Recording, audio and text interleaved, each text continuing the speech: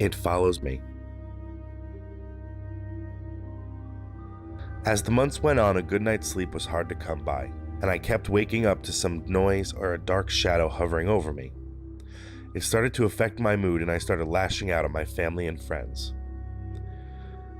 I was invited over to my friend Matt's house for a sleepover during our summer vacation, and we decided, because the weather was nice, we'd have a camp out just in the woods behind his house.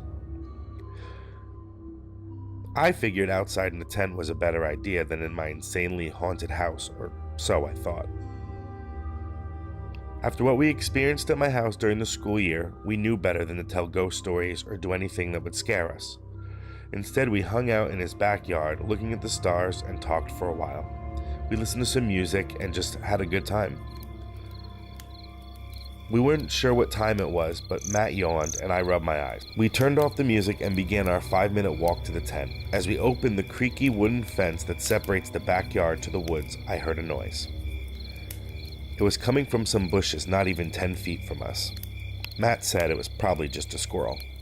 I agreed and we kept moving. Matt was in front of me and I was following closely.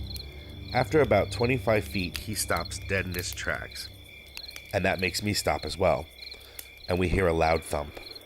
Not just any thump, but it sounded like a loud, deliberate thump.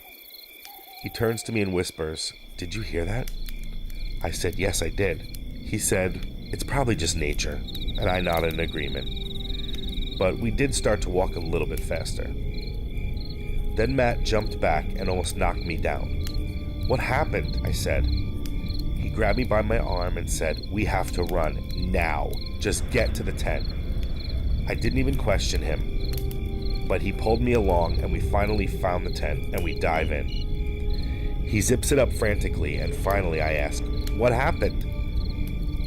He was pale as a sheet and shaking. He said, I saw something, and I know I'm not crazy, but I saw it. Red glowing eyes like the night at your house, and it charged at me and almost knocked me over." My blood ran cold. That's exactly what I see in my room every night. But I thought my house was haunted. So how is it here too? Right after saying those words, something raked across the fabric of the tent. It was deliberate but subtle. It sounded like nails or claws slowly being scratched on the outside of the tent. Matt said he thought it was a bear, but I wasn't so sure.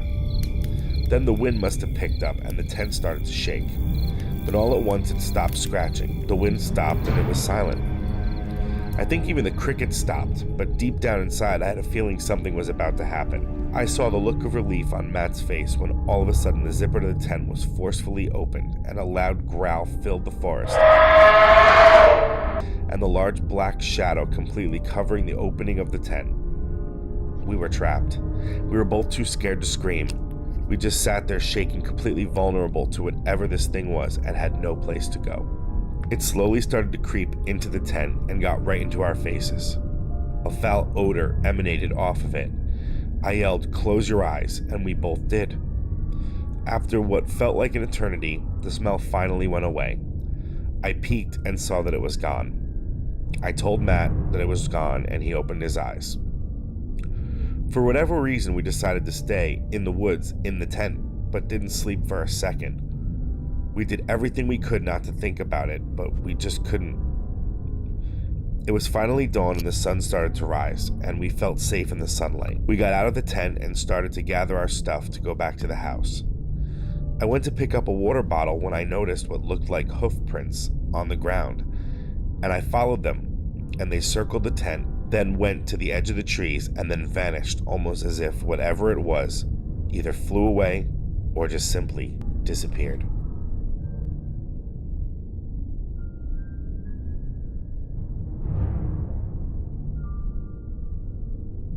Please don't forget to hit that like and subscribe.